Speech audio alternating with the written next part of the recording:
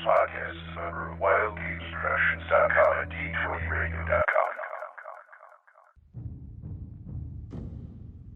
Between the time when wargamers played with chainmail and the rise of the Wizards of the Coast, there was an age of gamers. And unto this, Gygax, destined to bear the crown jewel of TSR upon a troubled brow, to show you all how to roll for initiative. Issue number 74 of the Roll for Initiative podcast. I am DM Vince, sitting alongside of, well, not really, but theoretically sitting alongside DM Matt. Hello, everyone. And the old DM Nick. Hey, everybody. And DM Will. Ancient DM Will. What's up? Ancient DM Will? All right, fine. Ancient DM Will. So, Will, what have you been up to? I saw you were putting up pictures of your man cave on the website there. Oh, yeah, I just put that up yesterday, as a matter of fact, because I said, someone asked me, well, like, what do you have in your little man cave? So I just wanted to post a real quick picture because I'm getting this house, fixing it up and getting this place to be like a gamer heaven here. But no, nothing else besides that. Ran my first edition game again this week and ran around to some half-price bookstores to buy some more of the old school stuff. And as a matter of fact, yesterday I did a bunch of board games at the gaming store. So constantly contributing to the gaming society as it comes along. Sounds good to me. Did you like all the miniatures I had? Yeah, I was looking at that. You packed a lot of miniatures on. Where is that in the forums? I haven't seen. I think I put that. I think it's titled Man Cave and Lady Caves. Yeah, if you go to OSR Gaming and it's under General Chat, I believe. And okay. Yeah, I bought all those miniatures I bought in the last 2 weeks and everything, and these all I intend on painting here real soon once I get everything else done. I mean, you'll see a little bit of BattleTech up there. There was some Pathfinder and a lot of the Reaper miniatures for the first edition stuff that I'm going to be running. Yeah, Semper Fi, representing the U.S. Marine Corps there. Oh, I forgot all about that. I'm sorry.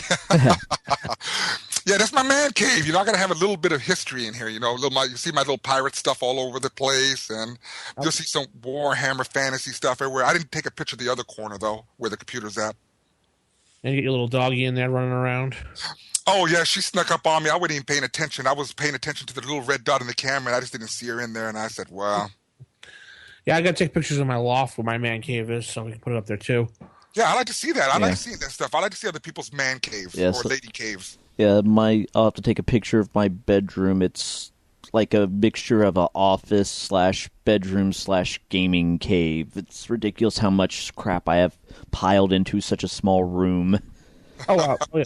So, Matt, give you a chance to plug the Die Hard gaming group. Oh, yes. Over at diehardgamefan.com, we're hiring. We need reviewers for video games and tabletop stuff. So if you want to write, I'll put a link in the show notes to the actual post saying what we're looking for and what we'd like for your application, because we get so much stuff. We need writers bad. Yeah. So, yeah, because Vince is on board, and I know Will put in an application. So, yeah, at this rate, it seems like we're going to have a good chunk of the OSR gaming forums represented over there. So, come on board. We need more. Will was accepted. Cool. Good for him. So Will will be joining us now too in the writing. I just posted up my preview, so what's his name, Luke Hard can look at it. Yeah. Right. Yeah. Because they do. I'm sorry. Go ahead. Oh, yeah, because they do. Nothing goes up over the weekend since the hits are low during the week. It'll be like Monday through Fridays when stuff gets reviewed and posted. So. Yeah, I think I'll be doing a lot of the BattleTech stuff because I play a lot of BattleTech, and I got a nice group down here at the gaming store that plays BattleTech.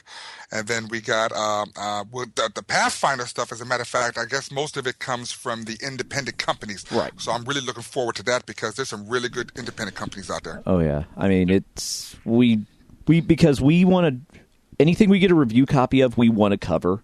Because there's just so much out there, and every game deserves the publicity, and it doesn't have to be just from like Wizards of the Coast or Pazio to get coverage. Everything deserves to be covered, so that's why we're looking to hire, because there's just so much content out there.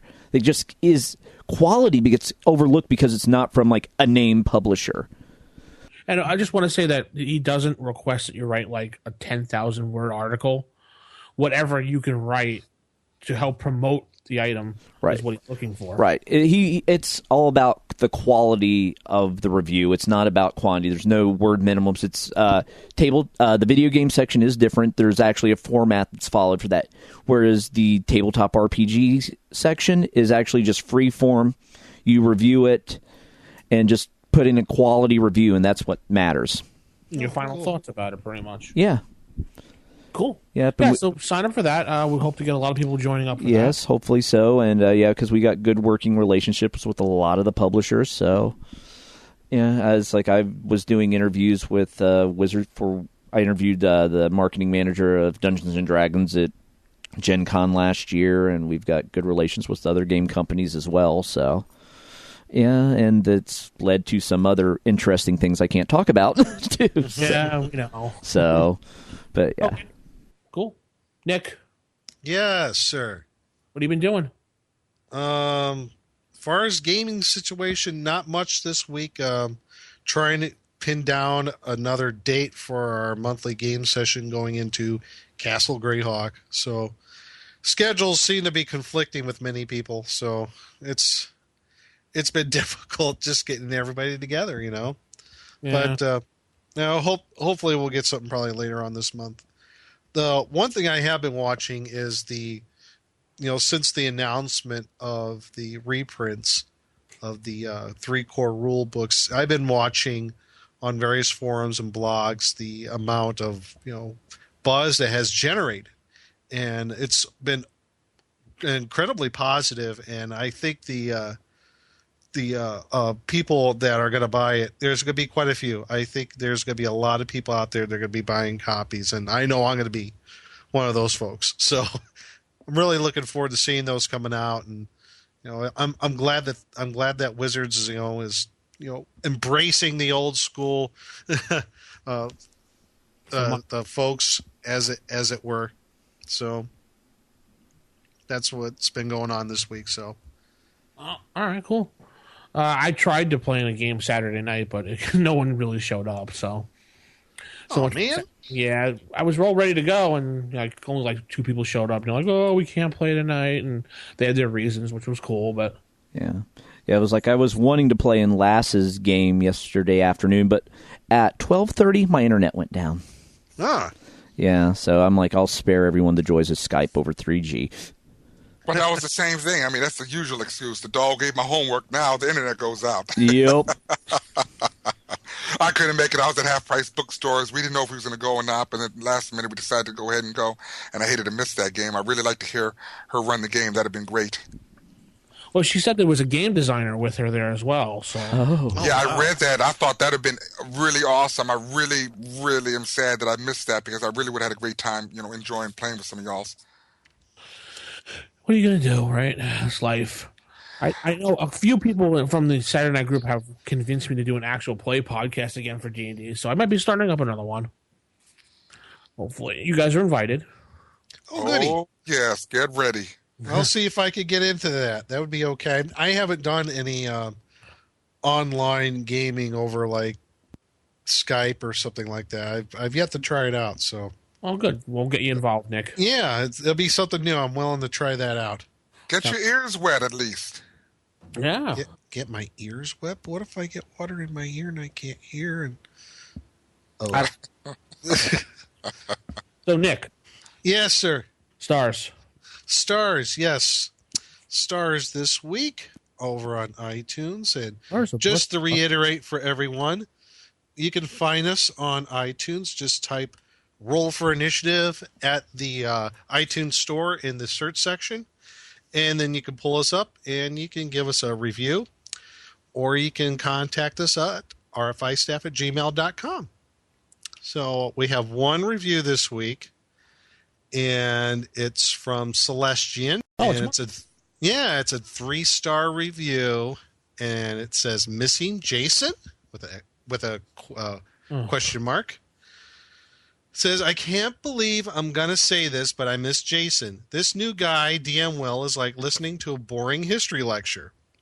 is a strong contrast to the chemistry that Vince/Nick and even Matt have.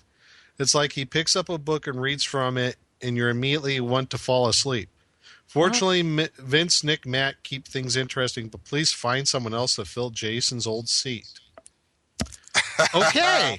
I just have to laugh because no, I don't read from no book. So, and I will gladly do this podcast from a video cam. That'd be that's awesome. Well, thanks for your feedback, Celestian. We do appreciate it. Will, a rebuttal, response? No, but I ain't got no response for it. My name is DM Will. I'm not DM Jason, so that's what you're gonna have to live with. That's it. Well said. Well said. So, yeah, that's the only review, and we are up to 97 reviews. 100. We're almost at 100. So I don't know. We'll bake a cake, and I don't know when we get to 100. So yep. Thanks for all of our reviews, and like I said, we read every single one when we can, and that'll do it for our stars review. Hey, you know what though? He still could have gave you 5 stars and still say I don't like DM Will instead of punish everyone for me. That's true. But hey. What are you going to do? People miss Jason. I'm sorry he left. That was his own decision. He's not coming back. This was Jason's decision. He had way too much stuff on his plate, and the show wasn't fun for him anymore. So. Right. It became too much of a chore for him, and he bowed out gracefully, and we rather have that than have him get frustrated and angry and just quit completely on us. So exactly. So blah blah blah blah. Let's head into Sage Advice. Master, they're at the gates again. Master, it looks like another band of adventurers. Adventurers again? Always the same. Coming to me for sage advice. Sage Advice, brought to you by Nick. No, I'm kidding. Sage advice. Hey, we got some sage advice. I just got, as we were starting the show, I just got an email, and it's from Jaco. And he said, "Hi, guys," and that's it. No, I'm kidding. Hi. He says, "I'm new and an instant fan of the podcast. Just a quick note and a question in regards to last week's talk about the re-release of the core rulebooks. Well, probably 2 weeks ago at this point. When I heard the news that WotC was releasing it, I jumped on the chance to finally get into AD&D. Awesome. I've been playing a lot of the editions that shall not be named. Sweet, cool. And have always wanted to play AD&D. Good. I pre-ordered the books from my local gaming shop, the 20-sided store in Brooklyn. Cheap plug. And shameless plug. Shameless plug, yeah. And through that, I've been drumming up a lot of interest in the shop with people that play 4th edition. So yes, I can actively confirm that these re-releases are sparking interest in later edition gamers! Exclamation point, exclamation point. I want to DM, but the task seems daunting. Can you guys recommend any resources for the PCs or the DM who is starting from an absolute ground zero? No one's grandfathering me into a group, so I need to figure out how to compile everything I need. I guess, shameful to say, I'm looking for something akin to AD&D for dummies. Thanks, keep up the great work. And I know one of those listeners that has never played the edition but can't stop listening. Jaco. Huh. Good question. Yeah. Yeah, awesome question. Good question. Don't know where to go. Oh, no. It's crazy. Yeah. Yeah, I think... Christopher, get out of here. Yes, damn you. You keep interrupting us. He needs to get to the chopper. But anyways. Chopper. Get down. You better stop. Yeah. All right, so who wants to take this one? Well, I think first off is if you've ran any other game, a lot of those same skill sets will apply to first. Yep. Running a good game goes past the mechanics of the system. Yeah. Being a good storyteller, having interesting characters, and just being able to work everyone in the group into what you're running, that is system agnostic. So anything that's just that aspect of it. Don't get hung up on the mechanics. That's one of the beauties of first edition. it's not that mechanically heavy. No. It's more about you telling your story. So just focus on the storytelling. It is. That's a very good point. The AD&D, as far as the AD&D game mechanic is concerned, it's not only is it very loose, but it's quite modular. You can take things out or you can put things in. That's one of the beauties, I think, of the game mechanic in itself. So, don't get hung up on the game mechanic. It's very easy, but I could agree with you anymore, Matt. I mean, you just if you got those fundamentals already from good storytelling, good NPC interactions, and good planning. Any good DM got to plan very well. Read through your adventure, know what you need, know your players, what they want, and how they act, and that's half the battle right there. Isn't there a module that introduces the game to new players, at DM and players? Yes, there's quite a few out there.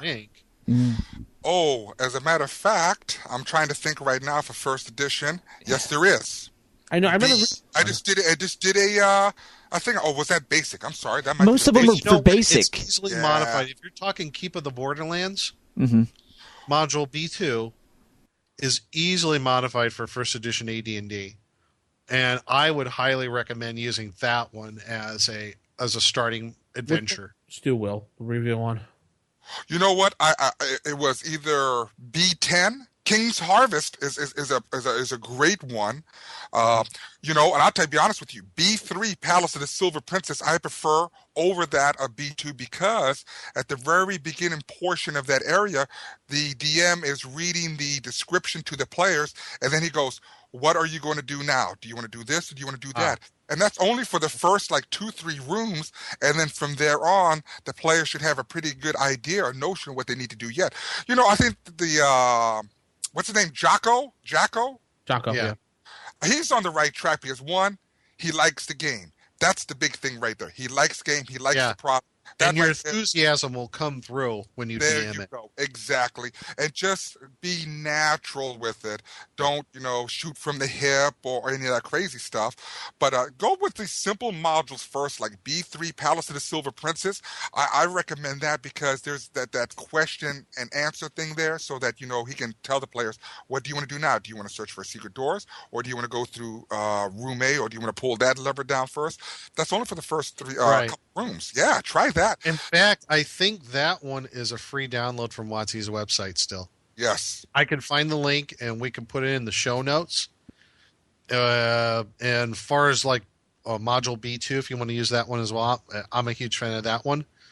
I'm sure you can find, if you don't have it already, there's copies everywhere. Yeah. You can much get them for cheap. And I just saw at Half Price Books that and X1 or X2 was also on the shelf for $3. So you know what? Wow, both of those would be great. Yeah, Isle of Dread, awesome. But I'd like to point out, if you really want to get into it, a perfect jumping point off for learning is get the Mensa Red Box set. Mm-hmm. There you go. Yeah. Prime example, because there is a beginner dungeon in there already for you. I can only agree with you and everything. But one other point I need to mention, since we brought up on rule mechanics and everything, use the KISS rule. KISS. That means keep it simple, stupid. All right, so Jocko, just keep with you the book on the table. Mm-hmm. Just run your adventure how you want to run it. And you don't have to worry, but don't worry about weapon versus armor class stuff and configuring that in. Just have your tables for 2 hit and your saving throws, and that's really all you need. Yeah, and also one thing he'll have to get used to is versus other versions is there's no real skill sets for the different classes unless they're specifically put for those classes, like for thieves. Mm-hmm. If it's not listed, have them role play it, wing it. Yeah, role play it out, or if you think or if you think it needs a check, just make it an ability check. Okay, compare it against your dex. Roll me a d20. I mean, and just be consistent with that afterwards. Yeah, just figure out what makes sense to you and stick with it. Yep. Mm-hmm. Yes, that's the beauty of this game. There's a framework. There's not rigid words. I love it, warts and all. Yep. Okay, cool. All right, next one comes from Angel Doctor from the OSRgaming.org forums. He's saying, I am considering using material from the Unearthed Arcana, in particular illusionist cantrips. My question is, how many cantrips may be prepared for, and cast each day for a first level illusionist or magic user? I assume 4, but then does that mean the illusionist may not cast any more spells for the day from her limited set of first level spells? That's correct. That is correct. According to the rules, you could trade in your first level spell for 4 cantrips. And if you're first level, you only get 1 illusionist spell for that day. And if you want to cast 4 cantrips, well, guess what? You can't cast that first level spell. Right. It's a either or. Now, that doesn't mean you can't house rule. Yeah. For me, one of the house rules I've done in my campaign, as far as cantrips are concerned, anybody who plays a magic user or illusionist is allowed X number of cantrips equal to half their intelligence score rounded up, and that doesn't account against their number of regular spells per day. Because cantrips are not necessarily that powerful, so that's one of the house rules I use. It's worked out pretty well. I've used the house rule of just allowing them to have the 4 on top of what they had for first level because they're just cantrips. Yeah, they're you said they're just cantrips. There's no was it tie? But they're so weak as it is. Yeah, tie and clean. Yeah. Well, if you isn't needed there one called bug or something like that? Yeah. Well, if you needed domestic housework done. Yeah. There you go. Yeah. Okay, cool. All right, last one comes from DM Chris. I've just started up a new campaign, and we're about 5 sessions in, deep underground, a great mountain, and the main plot has involved them discovering that people have been disappearing from the underground city, and they've tracked it into a Dugar group? Dugar group, who are hewing out a keep deep in the mountain. They have gained a group of henchmen and are about to assault the fortress. My question to you guys is, how do you make a medium to large scale assault siege interesting and present puzzles to make the characters really think rather than draw their swords and just run in? Thanks for the awesome cast. Keep it up. Ooh, good question. And that's an easy one to do. If you own the module UK3, the Gauntlet, my recommendation is get that module. Vince, you should know about UK3. Remember when the characters are going to that abandoned keep? Yeah. And then the keep is assaulted by the fire giant and its allies? Yeah. Follow that whole format right there, and there you have a ready-made keep, now just converted to underground with all its dimensions and everything, and there you have a ready-made scenario on how to use a keep. Or you can grab the Mentor Blacks box set, which also has siege rules in it too. That's true. Mm-hmm. Which is the master box set, in case anyone's wondering. I like the Gauntlet version because the fire giant, I believe he has two platoons of hobgoblins, and he's got a couple flying allies, and he's got a couple of this and that and so on, and some spellcasters. Actually, it's a pretty cool thing with that keep. I was really impressed that when I saw this question, I said, "Oh, I like this." The first thing that came to my mind was the Gauntlet UK3. And as far as making it interesting, it's hard to make a siege assault interesting. It's just too big, large scale to make it interesting. Right. Honestly. I mean, you could make it like, okay, they have this battery of siege weapons that's pounding the advancing forces. So, okay, you need to figure out a way to maybe take out the siege weapons while dodging the arrow volleys. And I mean, you can make it rather action filled if you give them give them something specific to accomplish as opposed to the generic take over. Right. You give them a piece of the battle to worry about, so instead of over the whole large scale thing, and that makes sense too. Yeah. Yeah, see, that was the whole point of UK3. The whole purpose of that was not to defeat that fire giant and its minions, that he gave the player characters a certain time period to produce it. I don't want to let too much out on the module in case someone's playing it. But, and if the players took too long, the fire giant would say, okay, this group of people attack those guys to show them, that I mean serious business or what have you. And then, he's still got a couple more people in that small little army of his. So now the puzzle portion, that's kind of confusing to me because I don't know how you're going to put a puzzle issue into the siege unless he's talking about exploring underground and, they're having issues with traps and all that other stuff. Yeah, that's where I was kind of thinking too. Maybe some traps issues. Yeah, I mean, when I was thinking puzzle, just more of, okay, they have this. If they had decent reconnaissance on like the walls, the arms inside, the forces, then the puzzle becomes how to best approach this to accomplish whatever we're trying to do. So it is just more of the operational tactics as opposed to the actual individual platoon level. Mm-hmm. Yeah, I can see that. Okay, well, that's cool. Yeah. Use miniatures for that. Yes. Use miniatures. I think that would make it a much more playable and fun scenario. Right.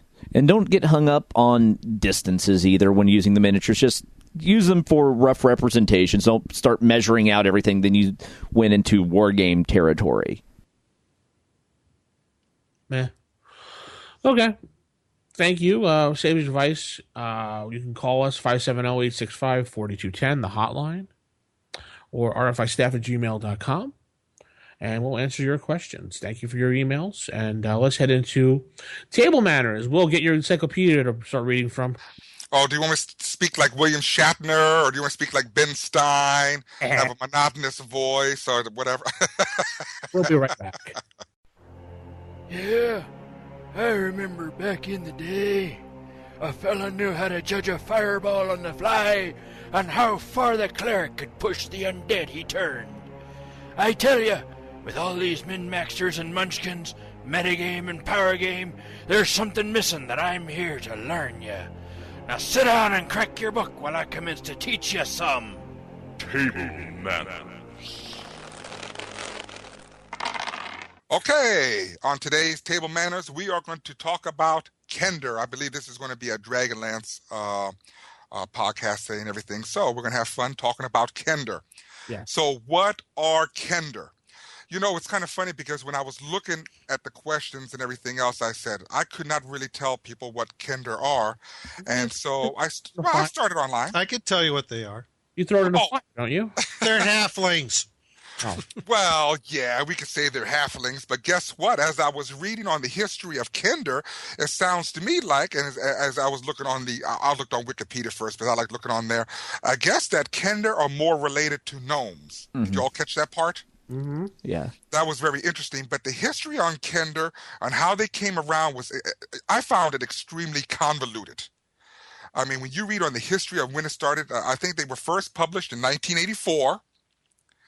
And then it went on to Dragonlance, and then it came into some Dragon magazine articles. Now, I'm going to cover the articles real quick, because there was some issues here. Roger Moore, who had part in making the Kender, or fleshing them out a little bit, did an article in Dragon magazine number 85. So that was an error on the Wikipedia page. They put down number 84, but in Dragon magazine number 85, he did an article called A Stone's Throw Away, which is not really even an article. It's basically a story. I believe that's what it is. He did a story, like of a book, a chapter out of a book, talking about, Kender or Tasselhoff Burfoot from Dragonlance fame. From there, I went to Dragon Magazine 101, and I think the title was All About Kender. So as I was reading that article, I just realized that I am reading almost verbatim what was in the Dragonlance book, the Dragonlance Adventures, was what I was reading. So either way, go to one of those articles and then you might learn something about Kender. Let's say you made a comment concerning halflings versus Kender, or Kender a halfling. Well, not exactly. Let me tell you the differences between the two races. Let's start with that first. When you are playing Dragonlance, you want to play a Kender, or if you want to play halflings in a regular first edition first edition, it's all first edition. Halflings have a -1 strength and they have a +1 dex as their racial ability. Kender get a -1 strength, but they get a +2 to dexterity. So it seems like they're more dexterous, which is kind of weird now, because when you talk about Kender, the first thing that comes to mind is they're thieves. That was not what their original intention was. Annoying thieves. Yeah, but see, the main intention was he did Tracy and Margaret did not want Kender to be a race of thieves. So did you read that in that article on Wikipedia? Mm-hmm. Yeah, that was very interesting there. So they get a +2 dex. Vice, a +1 for halflings. Halflings have no minimum for race. So if anyone wants to play halfling, they can play halfling regardless of their scores. However, Kender have a min-max. They need a minimum and they have a maximum, which is kind of weird because now if you go through, if they could be fighters and what levels and everything, then we talk about a whole different thing. So Kender can have an 18 strength, which is, I don't understand the logic, in how they did these stats and everything, but they can have an 18 strength if they went to fighter. But if they're playing a non-fighter, I believe their max is 16. Yep. So when you see the game stats for the Kender on page 53 of the Dragonlance Adventures, just pay attention to the asterisks. Now, halflings can be fighters, fighter thieves, or thieves. If you use the UA, the Unearthed Arcana, they can be clerics and druids. And Kender, on the other hand, can be barbarians. They can be rangers, and they can be thief acrobats, on top of being a fighter, cleric, and druid. Again, they can't be thieves. Did y'all catch that part? They can't be. Well, I'm going to take that back. They can be thieves, unlimited if you use the UA. I'm looking at different things here, but they can be thieves, but thief acrobats. The halflings are so different. They can't be thief acrobats. They can't be barbarians. They can't be rangers. Halflings have no thief class or no thieving skills per se if they were just like any other class. Let's say if they were a fighter, they have no thieving skills. Kender, on the other hand, have thieving skills even though they're not a thief class, so they automatically have thieving skills. Infravision. Halflings can have up to 30 to 60 feet depending on what kind of halfling they are. Kender can only have 30-foot range infravision. Special abilities. Halflings have no special abilities. They only have their racial abilities versus magic and so on, depending on what the constitution bonus is. I don't consider that a special ability. On Kender's side, they have, a few special abilities. One, having that Kender pockets, where they can pull something out of their pockets, and there's a little chart there we have to roll randomly, see what they pull out, whether it's useful or useless or whatever. They have the Kender taunt. They have the ability to taunt, targets. Get them all mad and everything and enrage them. And they also have a special ability called fearlessness. So, it's a special ability. It's a racial ability if you play Kender. I guess they're not halflings. You see where I'm coming from on that. So those are what are the major differences that I see in Kender and halflings, by the book rules on the first edition PHB and the Dragonlance Adventures book. Did y'all find anything else different? No. I still don't like them. Well, I don't. I'm sorry. I don't. I think Kender are buffed, annoying halflings. And that's the player's fault. It's like the lawful stupid paladin. That's why there was a great Kender purge in my game universe. Personally, I just want to run Tomb of Horrors with a party of Kenders. Oh, God, I would kill you. Most people play those Kenders as annoying, hyper. It's like playing a 10-year-old with ADD. And that's funny how you all say that, because originally they were the original concept for Kender. And it's funny because I think they wanted to call them Kinder. That's how they would have spelled it, Kinder. Yeah. But they changed that to Kender because they didn't like that Kinder, the way it sounded. That makes sense. But originally, I think the original concept was that they were going to be savage warrior children, ever curious but alert. Mm-hmm. But then I guess, and then Jeff Grubb got involved. It's surprising the whole cast of old school authors and so on that got involved into creating the Kender in the form that it is today and everything. So, they're described as small-boned, and they rarely grow over 4 feet tall, which I think that sounds like halflings anyway. What's the tallest halflings can be? I didn't even look on if they can see how tall they can be, but I've never seen a 5-foot gnome. A 5-foot, halfling, so. But I mean, besides that, I mean, that is the major change. The history of the Kender is very convoluted. A lot of people had say in it. It started out that they were, that annoying, very curious, humanoid race that get themselves in trouble. But like you said, if you play them like that, get ready for some stupidity to happen. But I'm not a fan of Kender. I mean, like you, I think, Matt, you're not a fan of Dragonlance?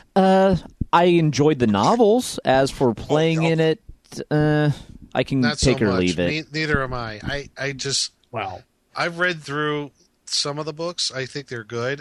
But as far as playing in the world, as long as you don't use the modules, I think you're fine. Oh, okay. Yeah, well, I have no problem with Dragonlance. It's not my campaign of choice. It's a very specialized campaign setting. Yeah. I think I told Vince before that I ran, Dragonlance when it first came out, and I ran module to module as they were being released. And I like the modules. Yeah, they're railroad, choo-choo. We all know that stuff, whatever. Still, though, I thought they were, well written. It had a great story setting. And then, of course, it's going to follow the books. It was the same thing with Dark Sun when it came out with that stuff after the death of King Kalek, and so on. I mean, it's a good setting. It's a good setting. I prefer to play Minotaurs, to be honest with you. I'd rather play them. But I don't think I could honestly play a Kender. Kenders suffer from this, I don't know if it's like a mental illness, but they call it wanderlust. Did you all read that? No, it's a mental illness. I agree wholeheartedly. They're insane little people. They must be stopped.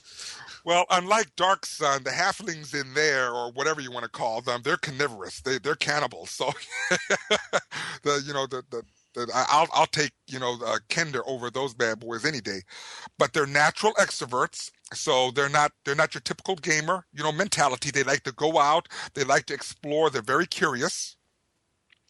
They're very sensitive. I don't know what that's supposed to mean. But, I guess I see what they're saying. You can hurt their feelings. You can hurt their feelings and they'll cry. Wow, I'll carry a violin on purpose. And that's where they get annoying. Every time I know someone who played a Kender, it's like when you catch them, quote unquote, taking something, when they're handling something and you catch them, they get all weepy eyed and like, I was just looking at it. Oh, shut up. You're stealing it. Yeah. You know it. I know it. Stop lying. Well, what is so funny about it is, though, I mean, they're sensitive to being, insulted, and they'll start crying and weeping and all this other mess. But they're masters of taunting. Therefore, their sarcasm and outright rudeness, comes out, when they're riled up. So that's kind of funny how they have that Jekyll and Hyde, mentality. They can dish it out, but they can't take it. Pretty much. Bunch of sissies. That's right. Oh, no, I'll tell you, I don't know why y'all are sticking me with all these short people things. But, I mean, that's basically what it is, though. Say again? Short people ain't got no reason to live.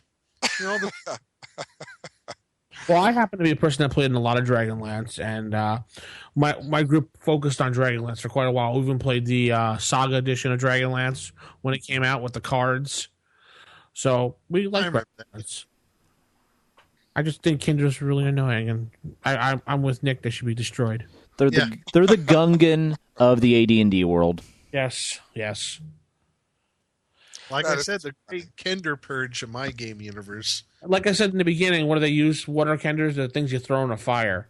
That's Kindle. Oh, Lord, I'll tell you something. That is just too funny. But, when you look at halflings and Kenders, and, I'm just talking about the physical appearance, but I'm still talking about the differences between the two. They describe Kender as being, wizened, and they appear that the faces are about 40 years of age. I don't think halflings have that kind of face. They have that youthful, cherubic kind of face, I believe they do. Yeah, very round and plush. Yeah. Oh, but I did see one interesting thing on the history of them, that Kender, they wear shoes, unlike halflings who like to walk around barefooted. Or bare feet, actually. Say again? Whoopee. Well, what can I say and everything? Well, when it comes to using caltrops, makes a difference. Yeah, I don't care. I'd throw caltrops at Kender, okay? Okay, cool. So we're going to have Will do how to play a dwarf to keep with the small people. No, kidding. Oh, no, I have no problem with that because I love playing dwarves, especially dwarven clerics. I have no problem with that. But like I said, Dragonlance is its own setting. They wanted, and that's again another thing that came up in the design of the Kender was when they originally did use halflings, but I think what the issue was with the halflings when they first started out, in that when Dragonlance was coming to be, that the halfling that was used, I forgot who it was that was using it. It was a halfling, and he had a ring of invisibility. So when they was play testing this thing, they said, like, you know what? This sounds like another story, and we all know what story we're going to go to on that. Yeah. So I said, I have no idea. Oh, you have no idea? Well, I'm not going to tell you. No clue. So when I read that, I said, it's so funny how it all starts out like that. And so that's why Kender, it started to be a very convoluted process. They said, let's make it like this. It just changed. It's funny that you brought that because you're talking about the whole Kender race and how they're presented in Dragonlance and all their abilities and stuff. And I'm like, wow, those actually really sound like Tolkien hobbits. They really do. Merry and Pippin. They do. Merry and Pippin are Kenders. That explains so much. Are. I mean, and which is sad for me because I like the Lord of the Rings and I hate Kender. So what does that mean? My head's going to explode. That means you'll have to start killing Merry and Pippin? No, I like Merry and Pippin. I was wondering why they didn't get killed much sooner in the movies. Not that they actually ever did die, but I'm just like, I found them so annoying. Oh, well, there comes Kender in there somehow. Yeah. But one thing they taunted me. They taunted him. I can't stand those Kender. Anyway, as you were saying, the Dragonlance books, you always talking about the books and the novels, and I'm trying to figure out if they were actually talking about gaming books, where they have 3 conflicting accounts of how Kender actually created. And one of those accounts stated that that Kender descended from gnomes. So I don't know if that's an insult to gnomes or if that's an insult to Kender. But I don't think they're gnomes in Dragonlance. I'm sorry. They have those tinker gnomes. We already spoke about those things. Yeah, we already talked about them too. Yeah. There was no love for those bad boys, I tell you. Well, there's also gully dwarfs too for small, annoying. Yeah. Oh, gully dwarves. What a shame. What is with Dragonlance and small, annoying demi-humans? What's the deal? Who knows? Margaret, clue us in. Tracy, come on. But as you read more into the history, you're going to find that the dwarves have a lot of say in the matter because I think they're trying to separate. There might have been some talking about how dwarves might be related to Kender, but dwarves kind of twisted around and said, no, they're more related to gnomes. They're more related to gnomes than they are dwarves. So no one wants to claim them. Well, dwarves have their own problem. They need to deal with their gully dwarf kin and everything. They don't need to deal with Kender as another part of their gully problem. Dwarves are like the hobo dwarves. Yeah. They can't count to 3 or 4 or something. 1, 2, many. Okay. Yeah. Oh my God, you're killing me on those gully dwarves. But no, so that's what Kender are, all in a nutshell, and you probably could fit a couple in a nutshell. Yeah. So that's short, they're small little people. Crush the nutshell while they're in it. But as far as being related to halflings, I think they made great lengths to separate halflings from Kender and made them their own race with their own, racial, special abilities or what have you. So with and yet that they're said, still halflings. Yeah, they're still halflings. Yeah. Sorry, and they wear shoes. So that's what my take is from looking at Kender, reading up on them, and what I remember from memory. Okay. Cool. And I know that all of y'all want them dead and exterminated. Kender side. Don't exist in my game universe, so. Well, I'm looking forward to see what other people feel about Kender because I hope it's not as harsh as y'all's. I'm sure there are some people out there saying, I love them. They're my favorite race to play. And I'm like, well, good for you. You're the one person I do not like. No. One thing I can't stand is when I start a new game with some people that I haven't played with in a while, and they play halflings like Kenders.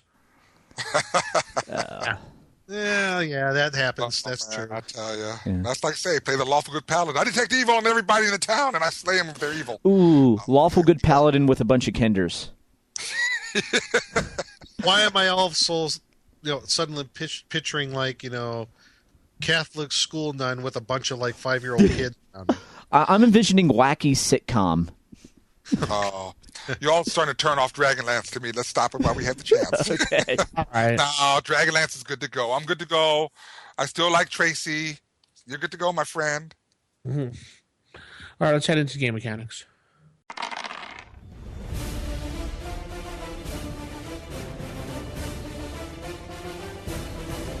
Oh man, what the heck is that? Stand aside, you fool! I have a spell that will work here!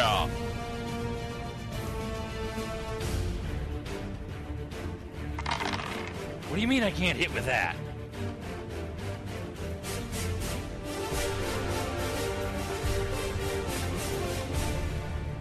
Oh, right, fine. Show it to me in the book. Welcome to Game Mechanics. All right, folks, here's DM Nick here, and with game mechanics this week, going with our Dragonlance theme yet again. We are going to talk about the law of consequence, and that's out of page 9 of the Dragonlance Adventures book. And I found this part actually very interesting. Yeah. It's not even half a page, but I think what you have here speaks volumes about, Kryn, how it is, and the universe that it is in. So let me just kind of go through the law of consequence real quick. It's basically the philosophy of being in Kryn in a Dragonlance setting. You have 4 different rules. Excuse me. 1, good redeems its own, or otherwise known as the law of Paladine, who's the god, lawful good god in Dragonlance. Basically means that if you do good deeds, you'll get repaid in return. Number 2 is evil feeds upon itself, meaning also known as the law of the Dark Queen.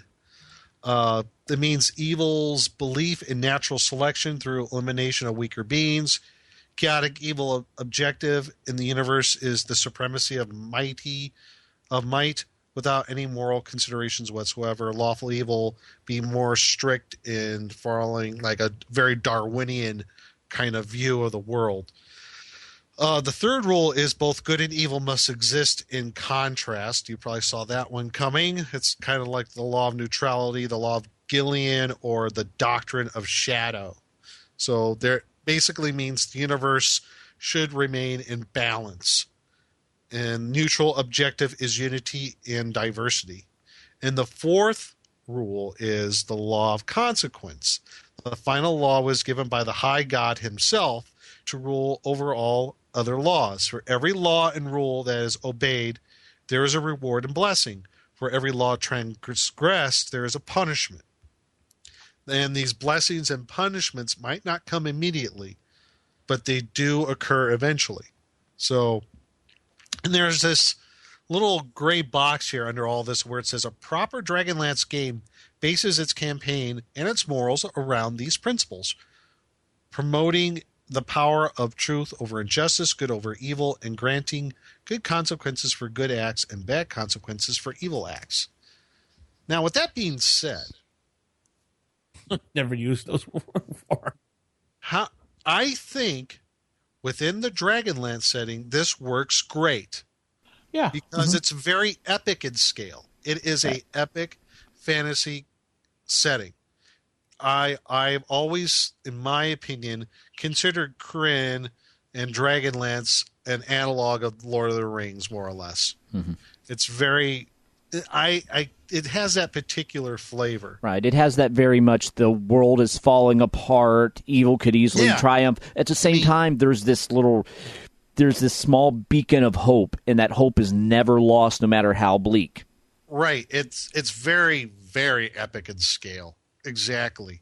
And I think this law of consequence helps play into that.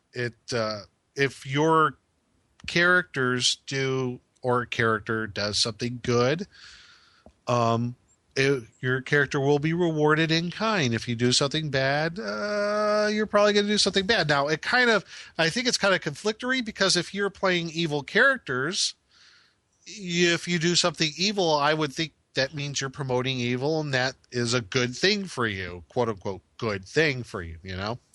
So, but typically by doing more evil, you're also harming other evil because of the natural selection thing, because you're stronger because than. of rule number 2. So evil, in turn, you're actually furthering the side of good by being evil because you're killing off the evil. And hence it gets all crazy. Yes. So it can be a little confusing because we're talking about, deep moral philosophical views in this particular type of game world. If that is your type of flavor of a campaign that you want to do, that is really great. That's fantastic. Because for me as a DM, I like to be a little bit more, I guess, play a little bit more loose. It doesn't mean I don't follow alignments or follow those sorts of things in my campaign world, but with Kryn, it's like it seems that it's a cornerstone of that type of campaign setting. Now, would this work outside of Dragonlance using this philosophy, these 4 laws? Yeah, it can. If you want to pattern your game world after that, I think it could work. It also depends on if your players would be up to doing something like that. So I wouldn't force this sort of thing upon my players without giving them undue notice. Well, here's the notice is here's what it is, and too bad, my game. Yeah, I would what do you guys think of this idea? What do you think of this concept, for the next campaign? What if we do this? If everybody agrees, yeah, we'll do it. If not, then we won't do it. So I think it's a very interesting part of the Dragonlance setting. I found this, like I said, not even half a page, but I think it really sums up the idea of the whole the Dragonlance setting and how it is. And you can port it into other areas, but by doing that, it's going to elevate. I don't know if you want to call it elevate, but it'll put it in the high epic campaign, very Tolkien-esque kind of campaign setting. So I don't know. What do you guys think? I mean, what are your thoughts on that? Vince? I've never, all the games we've played, we've never used the law of consequence at all. Yeah, it seemed to be very hard to implement. Yeah. Maybe, or it's too hard to keep track of. Much like the tracker on the back of the book for Yeah, I remember that. We talked about that last time, that tracker thing. That could be kind of oh, great, more paperwork we got to follow. It's too much for... I'm a DM that doesn't like a lot of paperwork, so a DM like me would not like to use these things. But maybe someone like Will, who's more used to being more on the top of things, would probably like doing that. Well, I mean, the law of consequence is great for this campaign setting, but I think the key thing was in that gray portion area that you read there. Yeah. And I think what this is doing, I think this is impressing upon the DM to the players that, guess what? This is not an evil campaign setting. This is a campaign, you need to be good or neutral. Right. I think that's what this whole gray portion thing is talking about, because if you play evil, it looks like it's not going to last long, but if you play good and neutral, it looks like you're gonna live a lot more longer. Right. So I think this is pressing upon the DM and to the players that, guess what? When you play Dragonlance, this is more for players that want to play good aligned characters or neutral. Right. It's not going to go well for the more selfish, self-centered characters in Dragonlance. The land is too harsh. It's too dangerous to have that me-first mentality at the expense of everything else, and it just shows in the setting. So it's really not for... You couldn't even really do like an anti-hero or anything like that, I think, successfully, because you would end up having yourself killed just due to the laws of consequences and just how treacherous the world really is. It's basically falling apart, and if you have that, I'm going to survive and double-cross everyone in my path because of it, just looking out for my own self-interest, it's going to come and bite you in the butt because you're going to need help. How many times in the novels were they dependent upon the kindness of others just to get by? Quite a bit. Exactly. If it wasn't for the help of the barmaid and the barkeep and the home of the leaves of the last inn, as I draw a blank on the name. I'm glad we're actually doing this, because this is a great contrast to what we did the last time when we were talking about doing a Hyborian campaign in AD&D. I think this is a great opposite of that. In a Hyborian campaign, if I could make some comparisons, you can pretty much.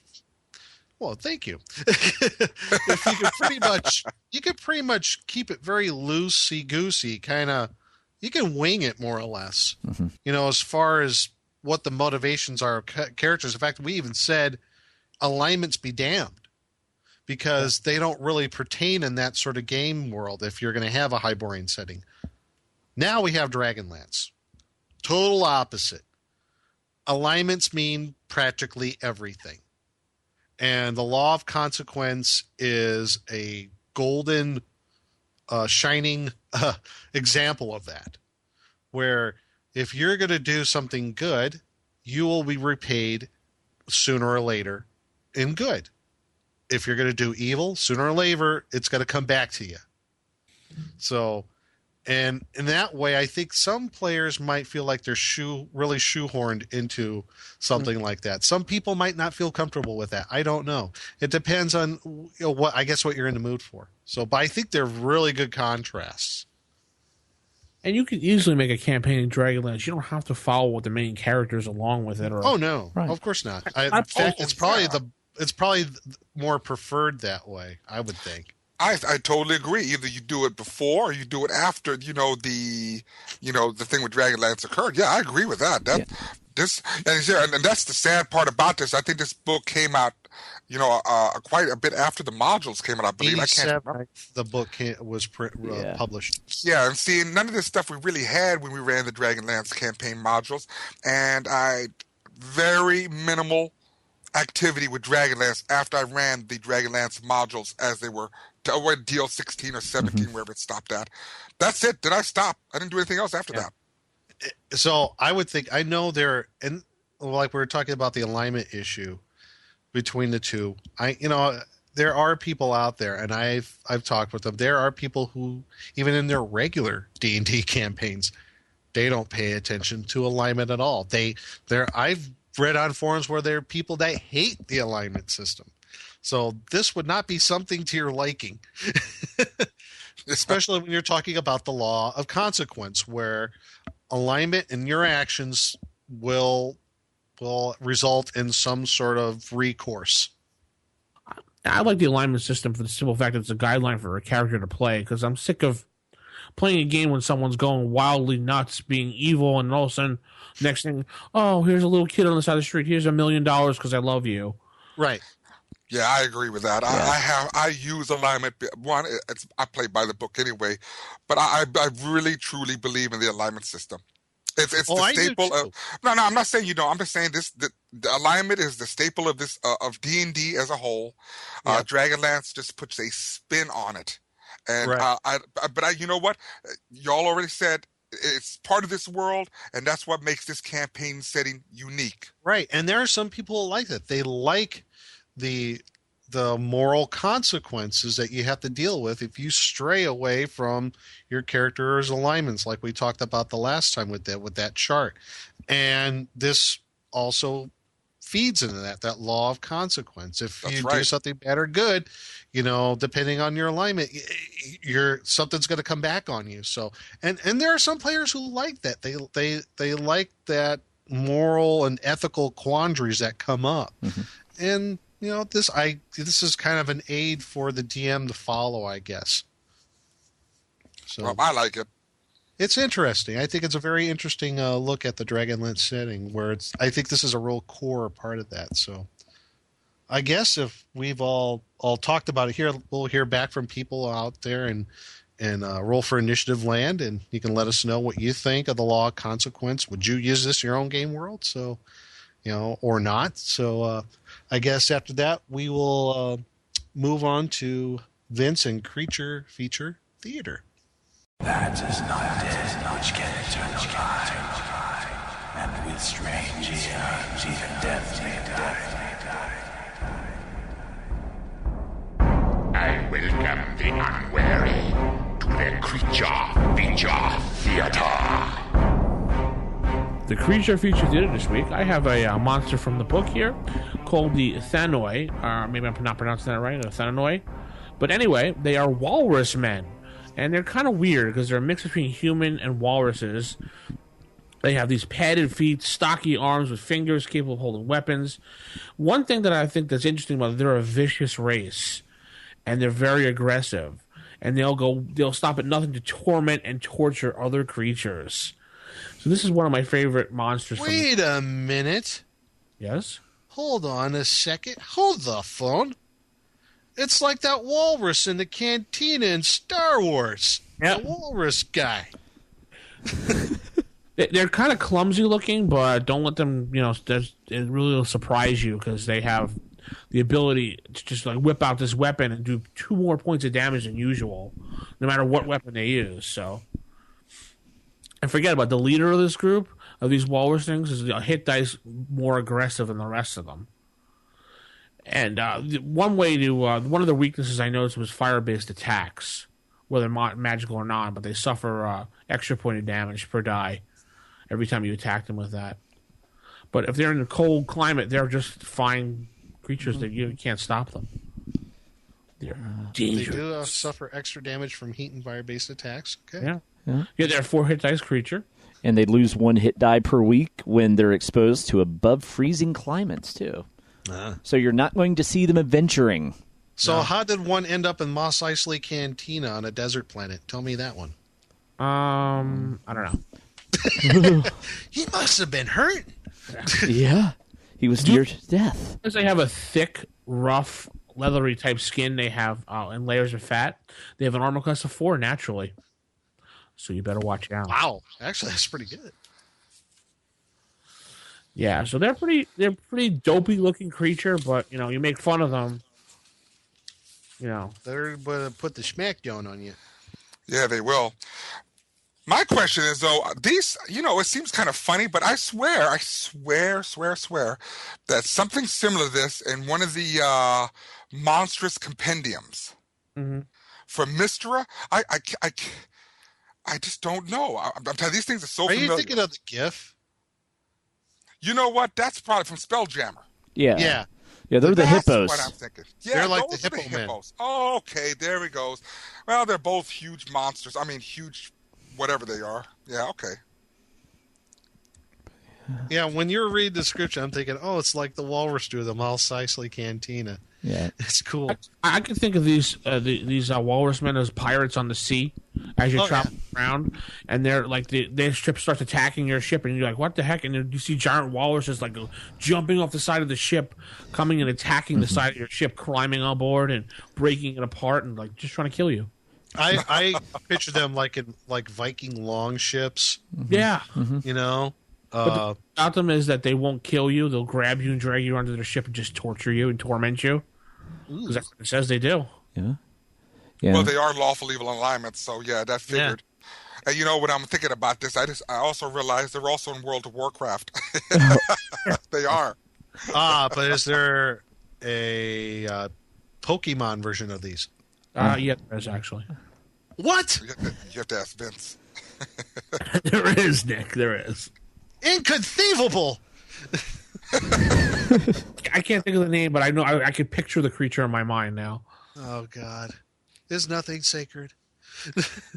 Big eyes, small mouth. That encompasses everything in fantasy. Oh boy. I love that game, Big Eyes, Small Mouth. Anywho, you know what? I would actually port these into my regular campaign. These seem like a pretty cool critter. Yeah, put these with working with those shark men type people. And the hippo people, and you can have your own little nation in the water there. Yeah. I mean, this would be a really cool creature to use if you're in an Arctic campaign setting. I mean, this would be perfect because when you're talking like a Arctic tundra type setting, or at least part of your game world where it might be Arctic or tundra, or what have you, there's not a whole lot of monsters to fill in that type of environment. There are a few that we could probably think of on top of our head, Yeti and Yeti. The Tear Tear. that we talked about. The white pudding. The white pudding. Yeti. What the heck is that other thing? The Remore has, which is really, really nasty. No, I But don't like you know, those. there's Frost just giants. handful. Snow. Okay, snow- Frost oh, giant. snow. Okay. Beyond that, not much. Any monster you can think of, just add the word snow in front of it or ice in front of it. Snow troll. Okay, fine. Snow fire troll? Snow trolls. Okay. Ice dragon. All right. Yeah, we got white dragons. Already got that. Anywho, Not this dragon. Thanoi would be a good addition to that. So really surprise your player characters. I think that'd be very cool. How can you surprise them? It's a fantasy game. It's supposed to be there. Now if they don't know they don't exist. It's heroic fantasy. Huzzah! As opposed to science fiction fantasy. Yeah. Oh no! Don't start that. Pew. Anyway, let's head into a Dragon Sword now. As the secret portal yields to your efforts, you stand amazed at a vision from the most fevered dreams of avarice. Before you lies the Dragon's Horde. And now we're in the Dragon's Horde, and this time, roar! For Dragonlance. So it'll be a quite the horde with a much more mobile item than the Minion of a couple episodes ago. For this is a scroll that doesn't require 20 people to carry. Yay! Yes. The Scroll of the Stellar Path. Because in Dragonlance, the power of magic is directly related to the 3 moons. And each alignment, good, evil, and neutral, has their own moon. And depending on where that moon is in relationship to the other ones, you get different bonuses to your saving throws and your spellcasting ability. And what this scroll does, when used, it actually gives you the most advantageous position of your moon. So if we go to page 20, the scroll's on page 91, but if we go to page 27 is where it actually talks about the effects of the moons in Dragonlance. And depending on what... this is where you need your astrological chart. If you have Spelljammer, it comes with that nice giant map of outer space, and you could easily start plotting the moon phases. But depending on if it's in high sanction, waning, waxing, or low sanction, it affects what you get.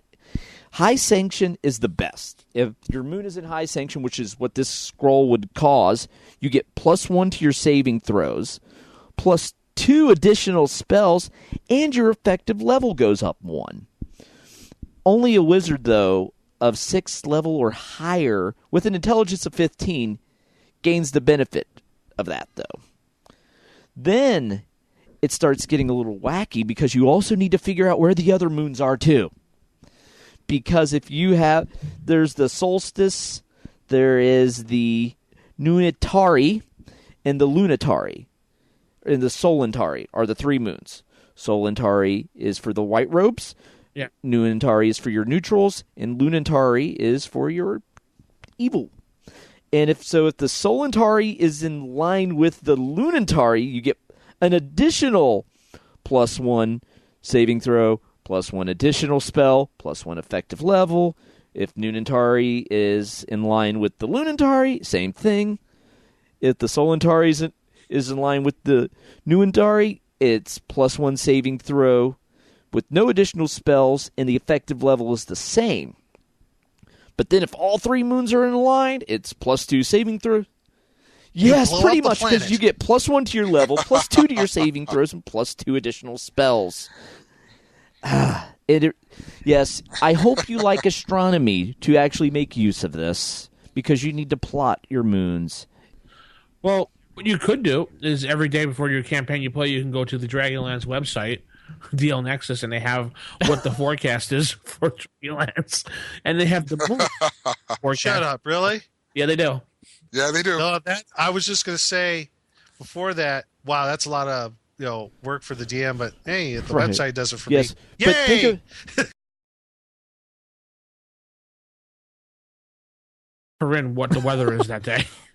wow. Oh, But For the poor Wow. DMs that had that scroll in their campaign when this book first came out, however, I pity them. Yeah, because it was 1987. Would we have Commodore 64s and Well, trash if you 80s? gopher netted to an app,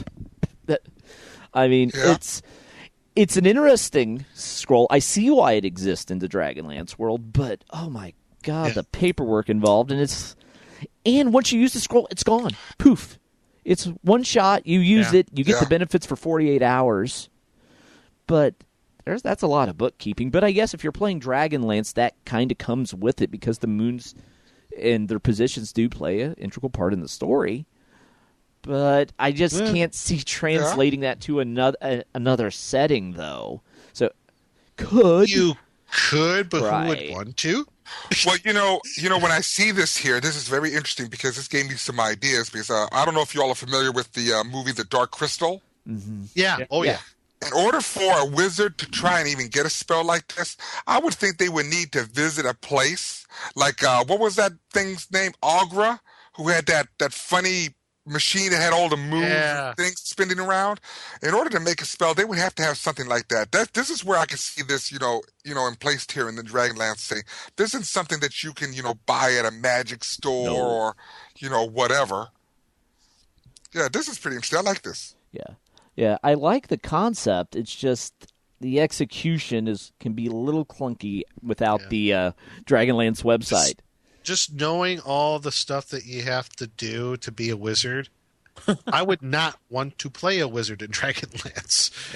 It just sounds like too much work. Not to mention they're also all hunted down and tried to be, and pretty much. Well, yeah, if you're not part of the 3 schools of magic, right? Well, they have witches of Teledados. I can't pronounce it. I've never been able to. Where's the witches of what? Tacos? What? Witches of Teledados, which is if you wanted to play a wizard that is not in one of the orders of high sorcery. Right. It's a custom class that the website made up, so you can use. Okay. But yeah, it's interesting. Yes, it's definitely interesting, but I just really question the utility outside of Dragonlance unless you want to really rework the conditions at which it's effective. I could, like, for Greyhawk, I mean, you have one moon. Right. I almost had visions of that planet from Pitch Black with the 2 suns, and when they both came into perfect alignment with the moon, it went dark, and then all the bat things that just eat everything appear. That was the first thing that popped into my mind. Well. Yeah, see, I thought of, Dark Crystal because I think it was 3 moons or whatever the hell it had. Yeah. Yeah, that was that's what came to my mind was Dark Crystal. So if anyone out there has any other ideas on how to actually use this in the non-Dragonlance setting, let us know. And have it not be some giant mathematically clunky chart-based thing. Something that... Right. Yeah, that's the trick. I think this is a good way of torturing your players. Yes. Make them chart the moons. Yeah, that would be the magic user's problem. Yeah. So there we have it. Tell us how you want to do it, or if I staff at gmail.com, or you can call us and, head to the out. Well, I guess that's going to wrap up the show for this week, guys. All right, Kinder must be destroyed. Throw them in the fire. I'm sorry. Well, we could have our sci-fi fantasy game where the Kenders meet the Gungans. That would be a sci-fi fantasy game. Yeah. Drop you, my friend. Oh, and if anyone out there is really good at building websites, give us an email. I need to speak to someone about jazzing up a website. Or if I staff at gmail.com. I do like those walrus guys. I think they're very cool. Yes.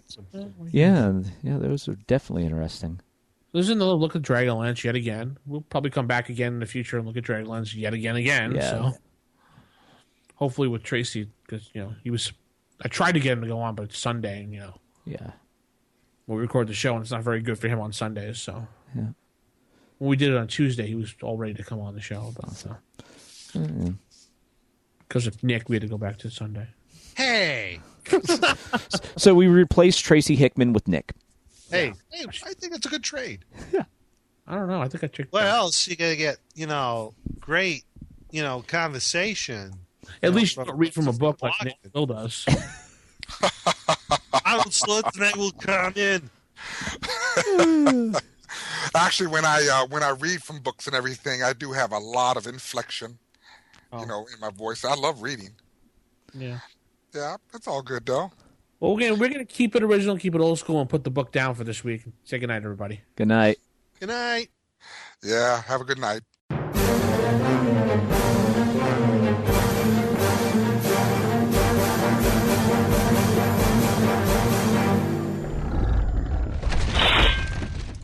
Roll for initiative.